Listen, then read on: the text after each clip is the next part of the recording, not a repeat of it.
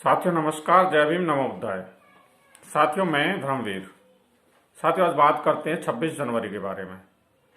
साथियों 26 जनवरी को गणतंत्र दिवस के रूप में क्यों मनाया जाता है? भारत में 26 जनवरी 1950 को ही बाबा साहब डॉक्टर भीमराव अंबेडकर जी के लिखे हुए संविधान को लागू किया गया था।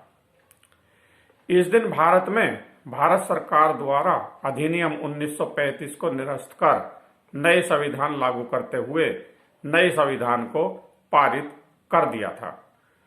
उसी दिन के बाद से हर साल 26 जनवरी के दिन को राष्ट्रीय पर्व के रूप में मनाया जाता है।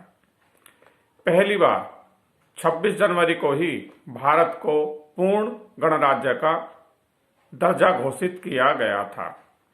संविधान निर्माण की शुरुआत 9 दिसंबर 1946 को हुई थी, जिसे बाबा साहब डॉक्टर भीमराव अंबेडकर जी ने 2 साल 11 महीने 18 दिन में लिखकर तैयार कर दिया था और 26 नवंबर 1949 को बाबा साहब डॉक्टर भीमराव अंबेडकर जी द्वारा रचित संविधान को सभापति को सौंप दिया गया, जिसके बाद से 26 जनवरी 1950 को इसे आधिकारिक तौर पर लागू कर दिया गया और हमारा भारत देश बाबा साहब द्वारा रचित संविधान के मुताबिक ही चलता है।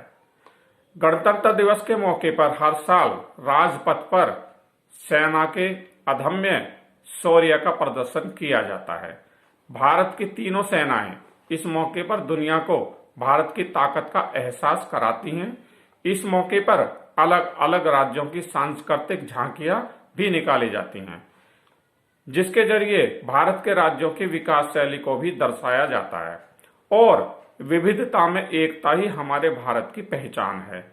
गणतंत्र दिवस के मौके पर हमारे देश के माननीय राष्ट्रपति इंडिया गेट पर भारत की आन बान शान का प्रतीक तिरंगा झंडा फहराते हैं।